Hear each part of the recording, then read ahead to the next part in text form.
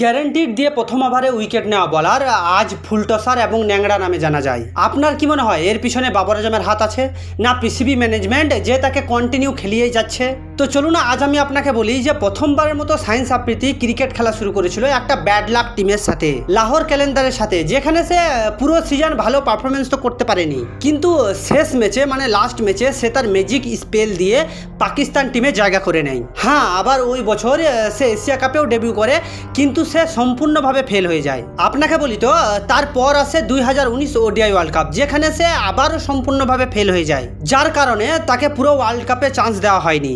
এবং 2019 ওয়ার্ল্ড কাপের শেষ ম্যাচে তাকে চান্স দেওয়া হয় এবং সে ওই ম্যাচটা খেলার পর ইতিহাস বানিয়ে দেয়। হ্যাঁ, আর তারপর সে টি-20 ওয়ার্ল্ড কাপে ডেবিউ করে 2021 সালে, যে জায়গা থেকে তাকে পাকিস্তানের হিরো বলে জানা যায়, কারণ সে তার প্রাইম ফর্মের মধ্যে ছিল, but not with happy ending.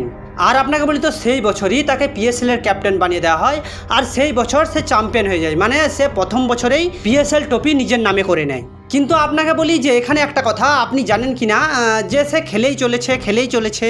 হ্যাঁ, সে ওডিআই, টেস্ট, টি-20 সব ফরম্যাটেই তাকে কন্টিনিউ খেলানো হচ্ছিল, কারণ আপনাকে বলি একটা ফাস্ট বোলারকে কিছুটা গ্যাপ নিয়ে খেলার দরকার, কারণ সে পাকিস্তান টিমের মেন ফাস্ট বোলার। আমি যদি আপনাকে শাহিন আফ্রিদির সাথে মিচেল স্টার্কের তুলনা করি, তাহলে মিচেল স্টার্কের 14 বছর পরেও এত ফিটনেস আছে। এর কারণ হচ্ছে যে সে অন অ্যাভারেজ আর 19টা ইন্টারন্যাশনাল ম্যাচ খেলে, মানে সে প্রতি বছর খুব বেশি হলে 19টা ইন্টারন্যাশনাল ম্যাচ খেলে। আর আপনাকে যদি শাহিন আফ্রিদির কথা বলা হয়, তাহলে শাহিন আফ্রিদি প্রতি বছর 25টা ম্যাচ খেলে তার অ্যাভারেজের হিসাবে। হ্যাঁ, শাহিন আফ্রিদি সে সব লিগ খেলে, আর মিচেল স্টার্ক নিজের ফিটনেসের উপর কাজ করে। আর আপনি তো খুব ভালোভাবে জানেন যে শাহিন আফ্রিদি তার নিজের কোনো রকম কোনো ফিটনেসের উপর কাজ করে না। আপনাকে বলি যে কিছুদিন আগে একটা ভিডিও ভাইরাল হয়েছিল, যেখানে শাহিন আফ্রিদি নাহারিকা খাচ্ছে। হ্যাঁ, আরও কত কি খায় ইন্টারন্যাশনাল ম্যাচের আগে, শুধুমাত্র এটাই ইন্টারনেটের মধ্যে ভাইরাল হয়েছিল, তাই আমরা জানতে পেরেছি। আর আপনাকে মিচেল স্টার্কের কথা বললে, সে কোনো লিগ খেলে না, শুধুমাত্র একটাই লিগ খেলে আইপিএল, তাছাড়া সে সবটুকু ইন্টারন্যাশনাল ম্যাচের মধ্যে লক্ষ্য রাখে, যার জন্য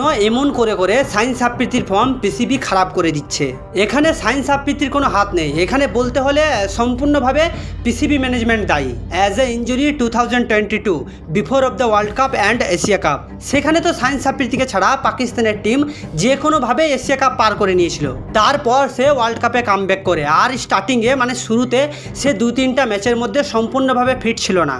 হ্যাঁ, তারপরেও তাকে ফোর্স করে মানে জোর করে খেলানো হয়েছে, কারণ পাকিস্তান ভয় করছিল যে তারা যেন জিম্বাবুয়ের সাথে হেরে না যায়, ইন্ডিয়ার সাথে হেরে না যায়। কিন্তু শেষ ম্যাচ এটাই হলো, ইন্ডিয়া এবং জিম্বাবুয়ের সাথে পাকিস্তান টিম হেরে যায়।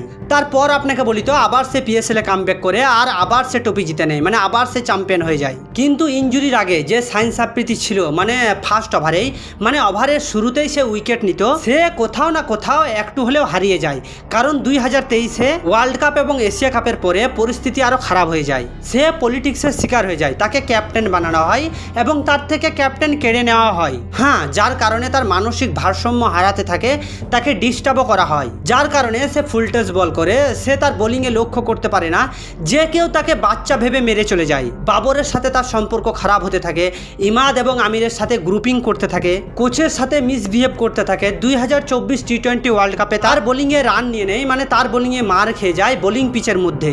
আর এই সব কিছুর পর তার ভুলের সাজা তাকে পেতে হয়। কোচ গ্যারি কিস্টন তার নামে কমপ্লেন করে দেয় তার মিসবিহেভের জন্য, ডিমোটিভেট হয়ে যায় মানসিকভাবে, এবং আইসিসি ইভেন্ট হারার কারণও তাকে বলা হয়। এবার আপনাকে বলি তো এই সব কিছুর জন্য দায়ী পিসিবি ম্যানেজমেন্ট। কেননা আপনাকে বলি তো প্লেয়ার হিসাবে ভালো হলেও যে ক্যাপ্টেনের 0% যোগ্য রাখে না, তাকে ক্যাপ্টেন বানিয়ে পাকিস্তানের পুরো ক্রিকেট টিমটাকে শেষ করে দিয়েছে। আর আপনাকে বলি তো আমার মনে হয় এর পিছনে সব থেকে বড় হাত হচ্ছে পিসিবির।